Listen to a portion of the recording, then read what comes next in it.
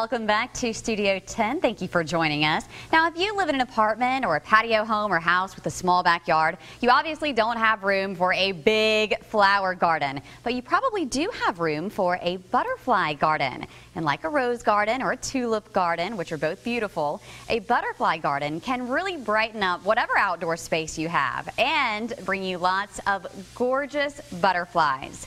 Master gardener Alice Marty is going to show you how to make your own butterfly garden.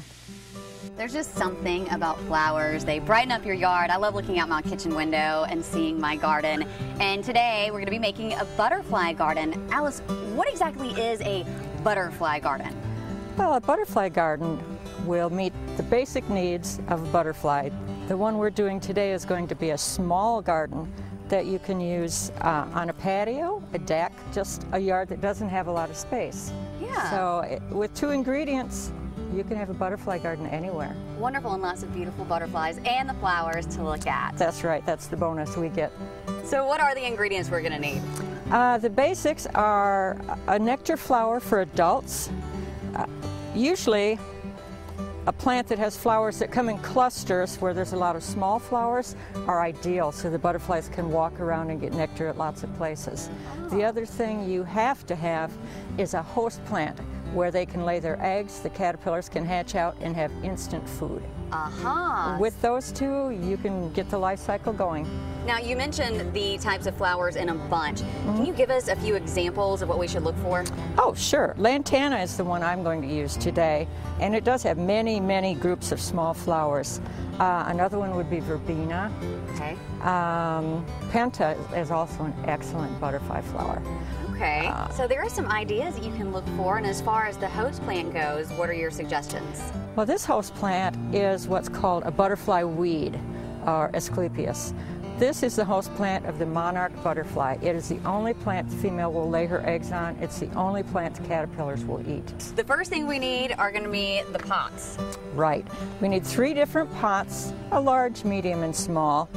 I have the nectar plants in the large one, and I have host plants in this one for the monarchs, and we're going to put some other plants in here that will attract swallowtail butterflies. Okay.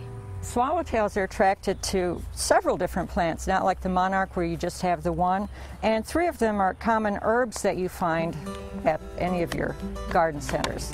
This one is fennel, and it's been in the pot quite a while, so the roots are kind of stuck together. So we want to kind of gently pull them apart so they can start growing into a different direction besides pot. Okay.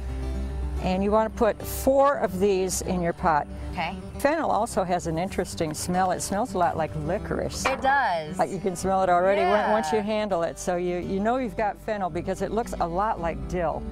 So you put those in with her loosened up. You will just fill it with soil and give it a good watering. I would suggest you put some mulch on all these to keep the moisture in, because in the pots they lose moisture rapidly. These are all plastic pots. Plastic works better, but here we have our butterfly garden in our 3 steps, and you just wait around and the butterflies will come. Unfortunately, we can't tell them when to get here. You just look for the signs that your host plants are slowly disappearing. And then you know you've got some caterpillars in there.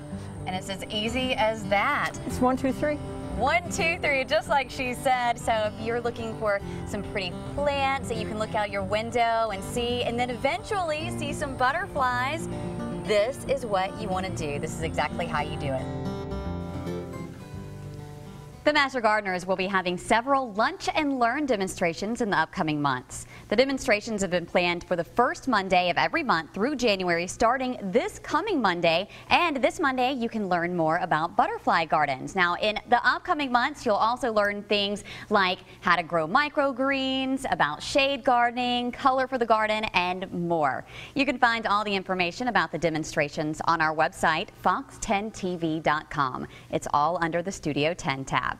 Coming up in Get Fit, Joe's going to tell you how you can register for the Grandman Triathlon.